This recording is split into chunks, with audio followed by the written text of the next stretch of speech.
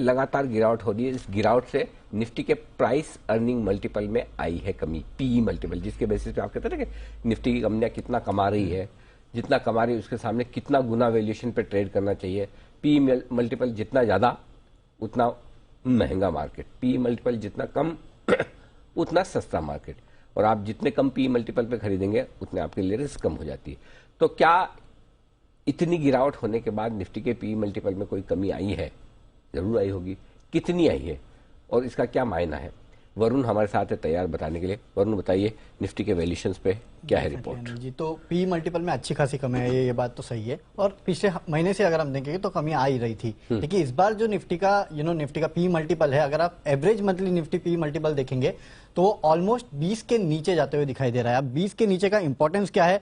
अगर ये 20 के नीचे चला जाता है, क्योंकि जिस हिसाब से मार्केट में गिरावट देखने मिल रही है, तो 2016 फरवरी के बाद पहली बार होगा कि निफ्टी का P multiple monthly average basis पे 20 के नीचे जाएगा। इसके पहले अगर आप देखते तो जब कोविड लोज भी बनाए थे निफ्टी ने, तब भी एवरेज मंथली पी मल्टीपल जो है वो 20 के नीचे नहीं गया था, 20.4 के आसपास था।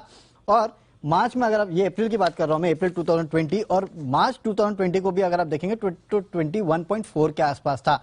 लेकिन अभी अगर आप देखेंगे तो पी मल्टीपल जो है वो ऑलमोस्ट 20 के आसपास पहुंच चुका है, और अगर मार्केट में इसी तरह की गिरावट देखी गई तो ये जो है वो 20 के नीचे चला जाएगा, जो कि फरवरी 2016 के बाद का सबसे निचतम स्तर है। इनफैक्ट अगर आप देखेंगे तो अब जो पी मल्टीपल आया है, कल का अगर आप देख लेते तो 19.42 के आसपास था। 3 अप्रैल 2022 के बाद का ये सबसे निचला स्तर है। उसके बीच में इस तरह की गिरावट जो है निफ्टी के पी में बिल्कुल भी नहीं देखने मिली थी। और अगर आप इसके पहले देखेंगे तो अप्रैल के महीने में 20.3 के आसपास था, वहां से भी निफ्टी का पी जो है वो काफी नीचे आ चुका है। लेकिन जो 23 मार्च का निफ्टी का पी था, जब क्लोजिंग लेवल पे हमने लो बनाया था, वो करीब 17.15 के आसपास था।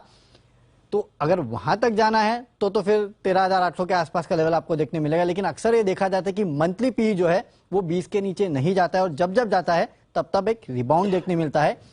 मैंने इनफैक्ट 1990 से अब तक का 23 साल का निफ्टी का पी का हर साल का एवरेज लेके पूरा एवरेज निकाला, और टोटल एवरेज जो है पूरे 23 साल का वो करीब 20.7 के आसपास आता है। उससे नीचे हम ऑलरेडी जा चुके हैं मंथली बेसिस। मतलब मंथली बेसिस पे आप पी मल्टीपल निकालो निफ्टी का, हाँ। 20 के नीचे कभी जाता नहीं। 20 के नीचे जाता नहीं है। एक गया था, मतलब गया है ऐसा नहीं है, हाँ। इसके पहले जब गया था वो फरवरी 2016 था। उसके बाद से कभी 20 के नीचे निफ्टी का मंथली जो पी एवरेज है 2008 की मंदी में, 2008 अनिल जी, एक मिनट, हाँ, लेमन ब्रदर्स वाली जो मंदी हुई थी 2008 में, हाँ, तब गया था 19, 17, 18, 12 भी गया था, उसमें 12 भी गया था। तो इसके लिए मैंने 2016 की बात किया। ठीक है, मतलब मंदी तो ढंगढांग की 2008 में हुई थी। हाँ, अगर उससे बाद 2020 की हुई, करेक्ट। पर 2020 में भी 20 के लेवल के नीचे नहीं गया मंथली बेसिस पे। उसका रीजन है 2020 में 20 के नीचे क्यों नहीं गया, क्योंकि नहीं 60 दिन में मंदी खत्म हो गई ना। हाँ, अच्छा। छोटी मंदी थी। मंदी आई क्वांटम में ज्यादा थी, समय के हिसाब से कम थी। आप तो मंथली वाली बात कर रहे हैं ना। हाँ, मंथली वाली बात। मंथली वाली में तो फिर आप लंबी मंदी चले ना, तब जाके आपको मंथली बेसिस पे मिलता है ना। राइट अनिल जी, लेकिन अभी ऑलमोस्ट 20 के आसपास तो आ ही चुका है। हाँ, और इस बार यहाँ से, हाँ, अब कल का अगर आप निफ्टी का पी देखते हो तो 19.4 था, आज आई एम श्योर 19.3 के आसपास आ जाएगा ये। करेक्ट। 19.2 के आसपास भी आ सकता है जिस तरह से गिरावट देखने मिली। तो ये आपका एवरेज मंथली पी जो है उसको 20 के नीचे ले जाएगा। तो वही फैक्ट है। हालांकि मार्केट तो मार्केट है। अगर जो 3 अप्रैल जो मैं कह रहा हूँ 18.22 के आसपास, वहां के बाद ये सबसे निचला स्तर है, अगर वो लेवल पे भी पहुंचना है तो 2016 में ऐसा क्या हुआ था कि जो ये इतना नीचे आया पी मल्टीपल उस वक्त निफ्टी का? 2016 तो ऐसा कोई बड़ी मंदी वाला टाइम तो नहीं था। नहीं था, लेकिन आई थिंक वो रेट हाइक्स चल रहे थे ना, 2015 से रेट हाइक्स शुरू हुए थे, शायद इलेक्शन का टाइम भी नजदीक आ रहा था उस समय। 2016 में इलेक्शन भी थे मेरे ख्याल से, यूपी इलेक्शन थे, बट वो तो खैर एंड ऑफ द ईयर था। तो चलिए एनीवे, तो ये है आपके लिए मंथली बेसिस पर मार्केट थोड़े से ओवरसोल्ड हो रहे हैं, या यूके के वैल्यूएशंस के लिहाज से आकर्षक हो रहे हैं, यही आप कहना चाहते हैं? वैल्यूएशन के लिहाज से थोड़ा आकर्षक है। बस 2008 जैसा ना हो तब तो ठीक है। Correct, right.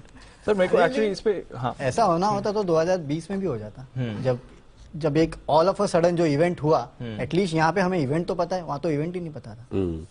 इसमें एक्चुअली अब ऑफ कोर्स थोड़ा समझना मुश्किल होगा, बट इसे अच्छा माने कि यूजुअली 20 के नीचे नहीं जाता है, तो चलिए आपके पास रूम समझने के लिए बनता है कि ये एक वो है, या फिर इसे ऐसा माने कि 2016 में जो कोविड के समय नहीं हुआ वो ऑलरेडी अब होते हुए दिख रहा है। तो देखिए कि इस समय की सिचुएशन कैसी है।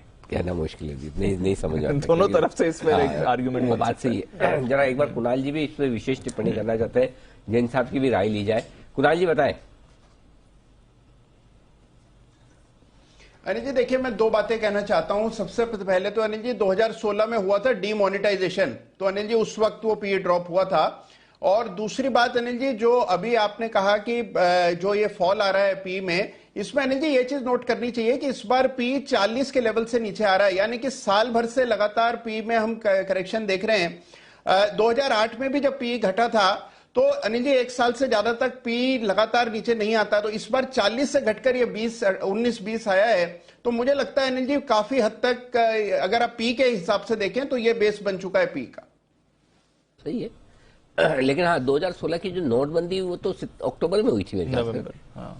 पी का जो आपका लेवल नीचे का था वो फरवरी का था। हाँ। तो वो पहले हो गया। बात सही है, नोटबंदी लेट हुई थी।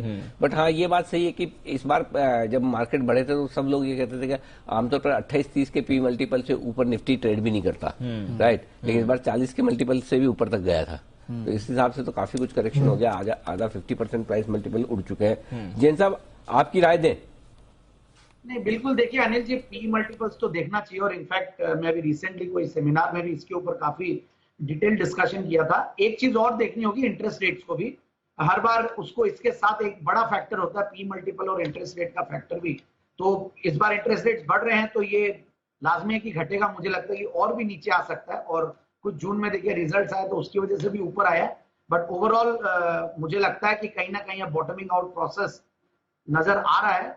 15, 16, 17 ये जो रेंज है वहां पे लेगा। बाकी जो 12 का जो बात थी उतना तो नहीं लगता है, क्योंकि वो उस टाइम पे हुआ था जरूर से, जो आपने लेमन ब्रदर्स वाला एपिसोड था, that was the worst period.